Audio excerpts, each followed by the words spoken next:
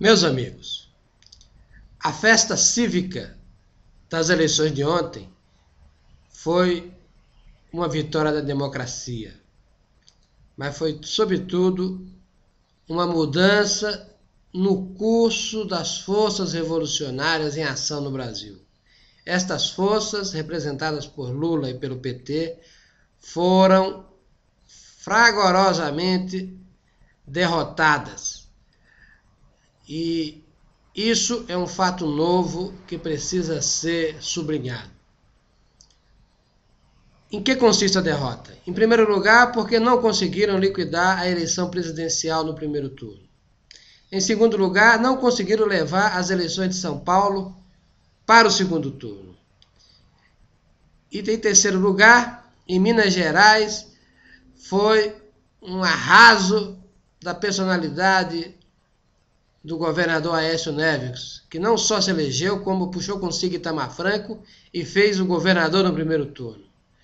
Nos dois maiores colégios eleitorais, a eleição consagrou as forças de oposição ao governo central.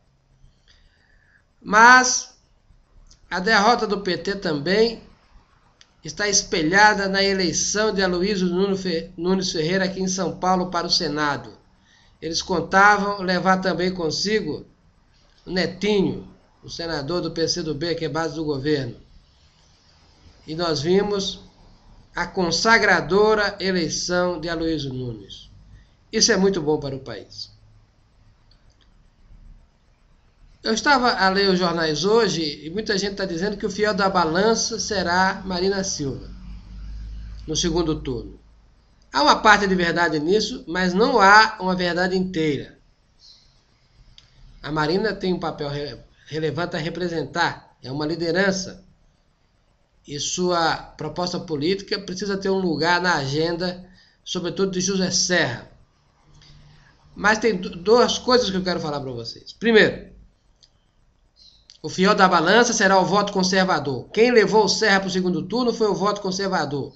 Quem elegeu Geraldo Alckmin no primeiro turno foi o voto conservador.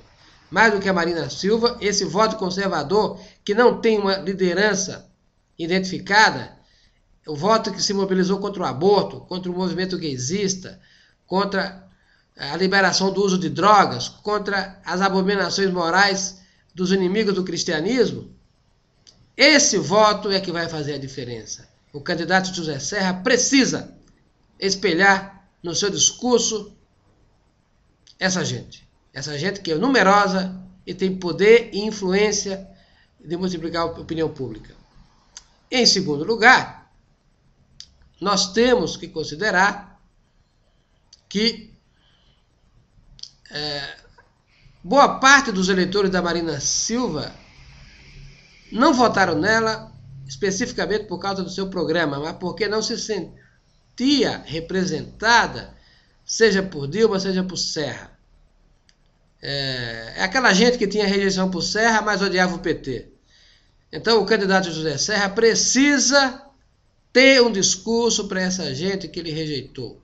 E não é difícil de fazer porque é de uma obviedade gritante a superioridade do projeto político do PSDB em comparação com o do PT. Nós temos todos que comemorar porque emergimos das eleições mais fortes.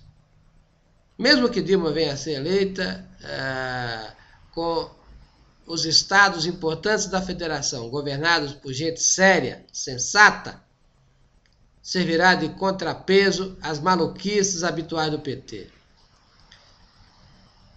E eu fico feliz de dizer que ficou claro que as teses revolucionárias do PT não são hegemônicas no país. O PT chegou no seu limite.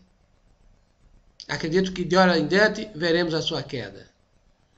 Mas de qualquer forma, acho que estamos todos de parabéns. As eleições foram uma grande festa.